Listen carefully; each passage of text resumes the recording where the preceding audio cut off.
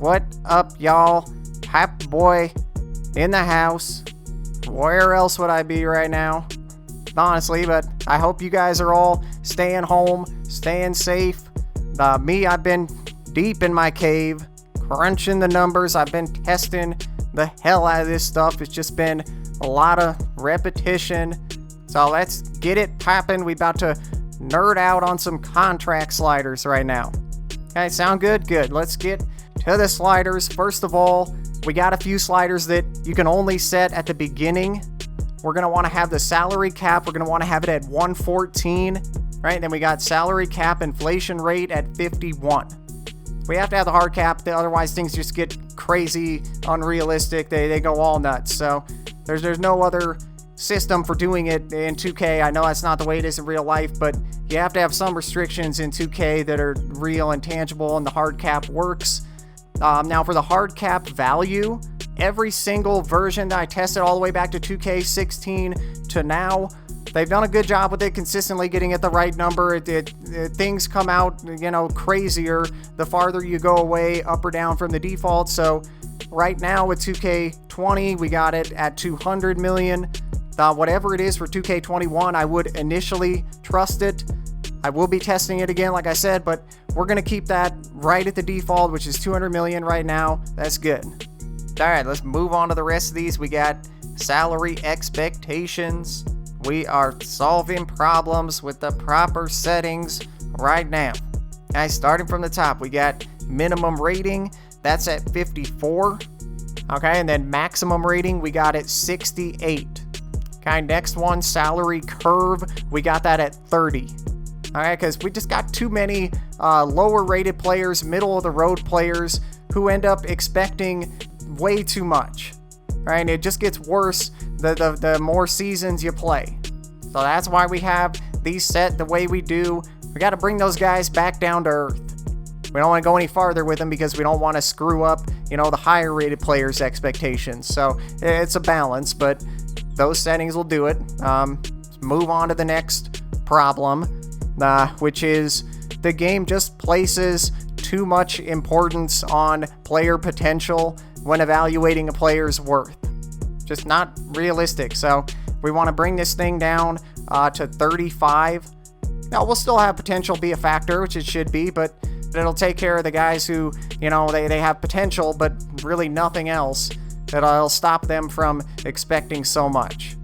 Okay, now we move on to the rest of the numbers. We got player durability. We're going to put that at 33. Player minutes, we want that at 50. Player fame, 15. And then player non-financial ambitions, 47. Okay, now there's something y'all should know about this whole thing here, this whole model up here. Like a lot of stuff. Well, first of all, these bottom four settings here, they don't affect this model at all. So that makes it look like they don't actually affect anything, like they don't matter. But I can tell you for sure they do. They do affect the player values and the contract negotiations once you get in the actual game, even though it doesn't look like it in here. Okay, now another thing that I just had to basically just find out over time, something I've realized when we got all this contract stuff playing out in the actual game, right? How do I say this? There's definitely like some market corrections going on. Okay, and that is a good thing. It actually helps to sort of normalize things, if that makes any sense. But the bottom line is, if you find yourself in here playing around with this model, and you see some crazy figures, I really wouldn't read too much into it.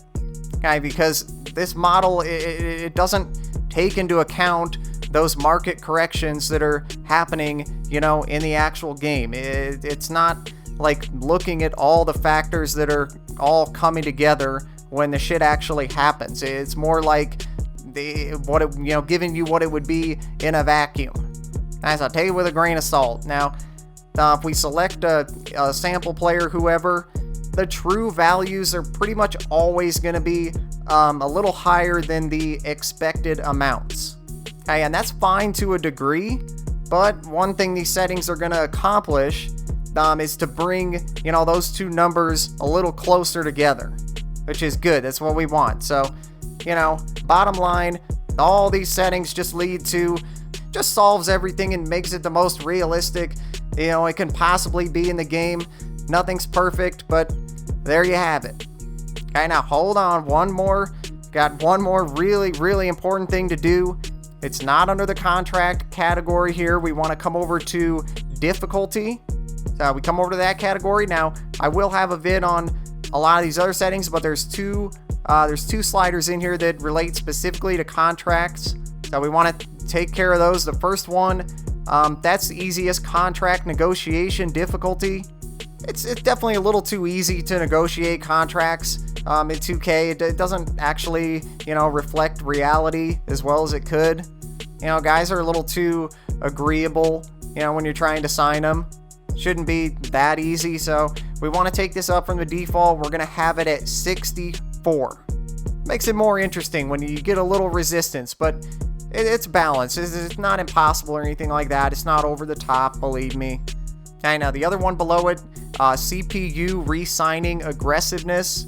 Now we're going to be raising this one from the default as well. We're going to take that up to 66. And we're going to do that for two reasons. First of all, in my opinion, all the simulations I've run, they don't try hard enough to re-sign their guys.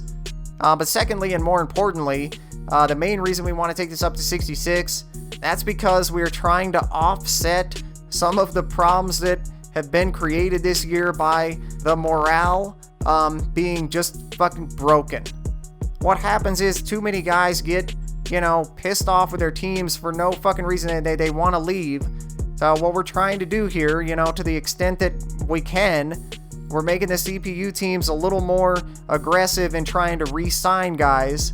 Okay, because what we don't want is the whole damn league being all jumbled, after like 1 or 2 years. We want a healthy mixture of guys leaving to different teams and guys staying to re-sign with their current team. So since 2K apparently is never going to fix this, we can at least do that. I did find that it actually does help. And we don't want to go too far. That's why it's not way up there. We want to keep a good balance, of course. But that'll give a we do what we can. All right. So there you go, my friends. That is what it is. Get yourself all up in the comments and tap the like button if you enjoyed. If you found this video useful. I'm gonna be happy to know I've been using a lot of this extra time at home to really go in on the slider sets. And I can say just for me, I've been enjoying the game more than ever lately with the new adjustments. So those update videos are coming up next. Can't wait to share it all with you guys. So make sure you subscribe to the channel, hit those notifications on if you haven't done so yet. You know where I'll be. I'll be right back up in here, this same spot next time. And I'll have the next edition of 2K with the Popboy.